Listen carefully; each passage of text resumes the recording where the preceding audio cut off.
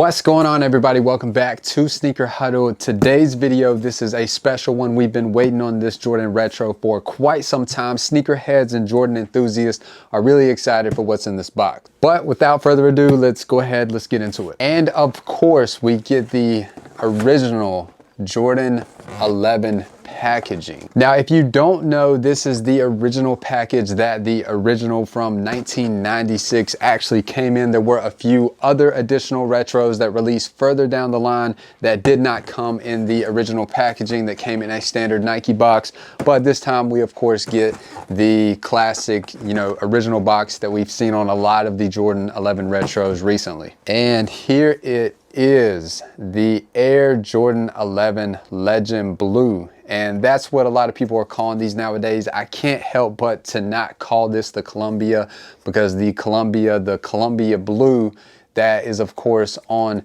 the carbon fiber plate here and also on the Jumpman.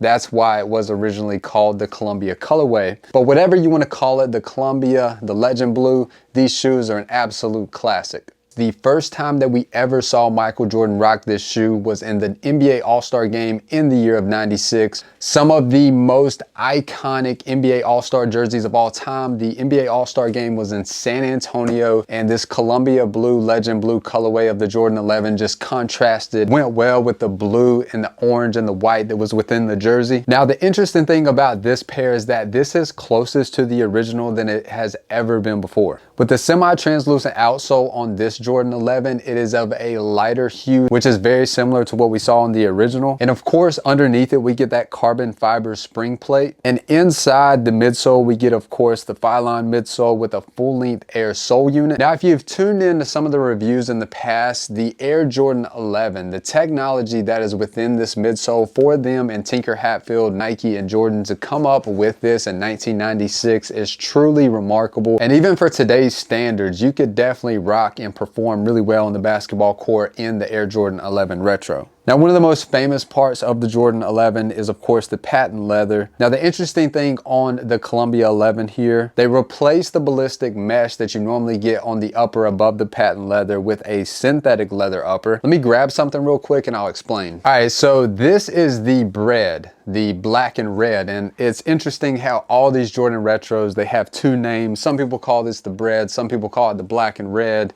But anyways, this is of course the ballistic mesh, which is what we receive on a lot of the Jordan Retros, except for the cool grays. We get like a nubuck kind of suede hybrid material. Whereas on this Columbia Blue, we get a synthetic leather, but we do get the ballistic mesh on the eyelet. And the only part of the Jordan 11 here for the Columbia Blue that we do get the ballistic mesh is of course on the eyelets and the tongue. Now, rounding off the sneaker is of course the black sock liner, and rotating to the heel of the sneaker, we get the classic 23 there, and of course the black with the white. Now, when it comes to sizing, the Air Jordan 11 Legend Blue does fit true to size. If you are rocking these for a hoop shoe and you're gonna play basketball in them, you could go down half a size if you want a true one-of-one feel, but I would recommend true to size for just, casual wear. Now, my personal opinions on this one, I think that this one is very good. I think it's pretty much what you can expect from the Jordan 11. I know sneakerheads are really excited to see this colorway come back.